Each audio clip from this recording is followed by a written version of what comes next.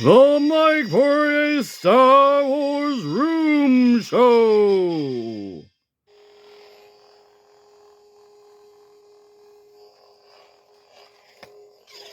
Yes, we're going to do some educational videos. This will go out to Bosk's Bounty. To the editing room, please. Dun da da da. This is for teaching and entertainment purposes only. If hit by a copy strike, I don't know what will happen. Some of you will see it and some of you won't. So please remember to leave a comment. Dun dun dun dun. And please, don't mind the fancy editing. A little bit more detail to the head so that it wasn't quite as soft as the Bosk character turned out to be in Lethal Trackdown. There was more of a conscious effort to come up with different sort of shapes and silhouettes and builds. I wanted them to have more stripes on their faces, and the idea that some of them had like feathered crowns on their head. They were different colors, different patterns. They were all designed by Pat Presley, who sort of became the creature, monster guru for season 3. Darren Marshall, he set the Bosk look already. He designed Bosk for his episode, and then I simply just used those designs as my jumping off point. So we changed a different body type, and the focus is the fact that they're hunters. So you have like a shooting jacket, shooting vest, pouches, jungle outfit, safari outfits, mixed in there with camouflage. They look so much more superior than poor Bosk. So here's, I guess, a tiny spoiler would be we redid Bosk as a result of these episodes for the future. So yes, Bosk will be back. And will Bosk be in The Mandalorian? Will he take on Crescenta? We will find out on the next episode of The Mandalorian, starting tomorrow. Or tonight, or this morning. Tomorrow morning. And, at the story beat out session and everything, I thought, well, that's a little strange that the other younglings haven't found this place and all the time they've been there, and it felt a little convenient that they finally find it when Ahsoka shows up. Educational purpose only. We were discussing this early on and going over no copyright infringement. If you'd like me to send a letter to Lucasfilm and Disney Corporation, well, get in line. Spaceship that we'd already worked out. Feudal Japanese castle and oil rig. The interior of the lodge was designed by Wayne Lowe and is one of the sort of most intricate, involved, really sets that we've ever done in the series.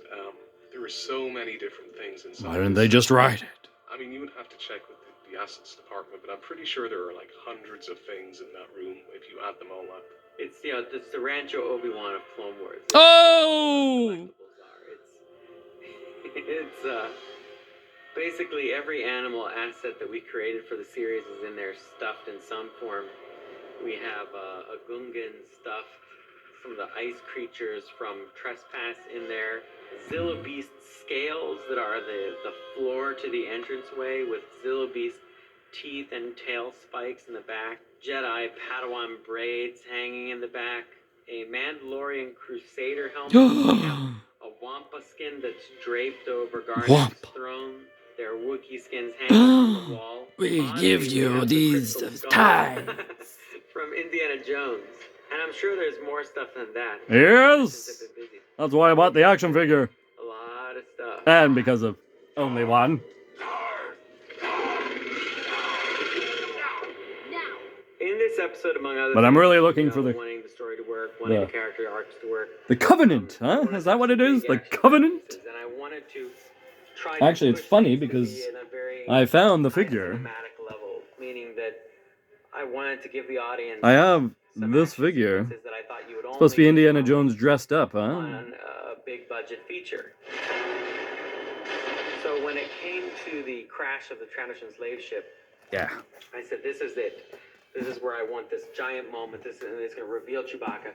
This has to be no copyright infringement intended for educational purposes only." Once she's in that fight in there and she kicks the guy and he hits the steering wheel, it's going to start tilting the ship. And I wanted this whole thing rotating over the water as it's spinning slightly faster. And We just crashed right into the beach, and this is almost like, okay, Joel, what can you do?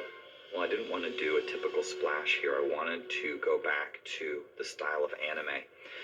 In developing that, we looked back at the technique that I developed for the rooster tail in season 1 and used that same method of emitting geometry. It just comes out like little spikes, it's like broken shards of glass that stick out of the water. Well, you combine that with particles. Did some fixing around here today. Have that fade out a little bit. Some Mando stuff. And it looks like a big splash. Just so you know that people... So we use that over and over again. The nice thing is with that geometry is you can scale it real down low. So gotta do something in there. I made some room! Made some room! Little tiny splashes around. Yeah, gonna get in the cupboards. You'll see that the sand doesn't just kick up. There's huge spikes of sand that are visible in those few frames. And you see the spikes, and they just fall as sand. As simple as it sounds, it was the most difficult sequence.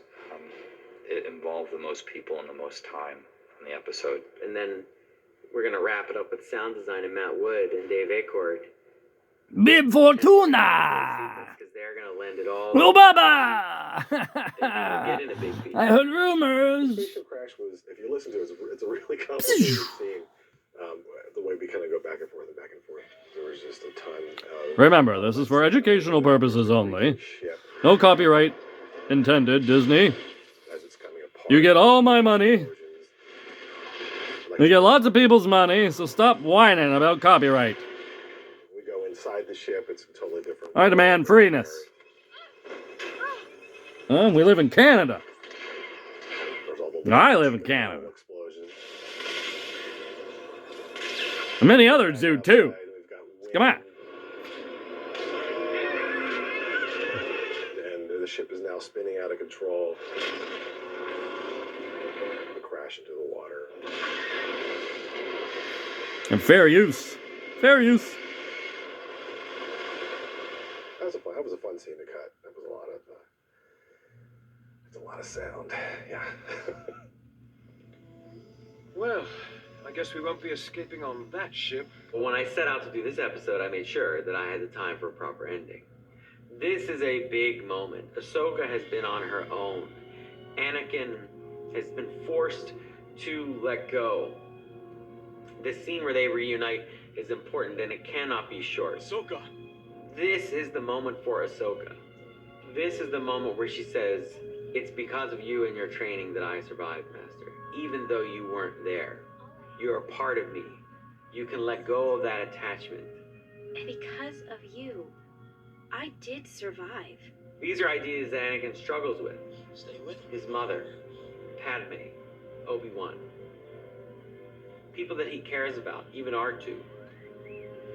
Yoda in the Clone Wars movie is trying to teach Anakin through giving him a No path copyright intended. to let go of his attachments. And Yoda knows there will come a point in time where Anakin will have to let go of that attachment, where he'll be faced with a situation where Ahsoka will be on her own, as Anakin's mother was on her own. And that there won't be anything Anakin can do to stop what's going to happen to Ahsoka or not. This is that moment.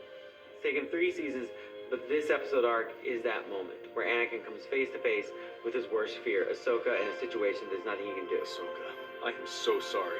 And this is her moment to say thank you. This is completely different than where she started in the movie. And she respectfully bows. I mean, when have you ever seen Anakin and Ahsoka really respectfully bow to each other? They walk off the landing platform with a different relationship than they had before. Anakin is much more settled. And you see Yoda, and he just silently watches this. And in a rare moment, we see Yoda smile because he The feels future. things Hey, can foresee. are moving as he would have hoped. And that there is a possibility that this story will be written in a way that Yoda hopes happens. Now, unfortunately, we know that's not the case.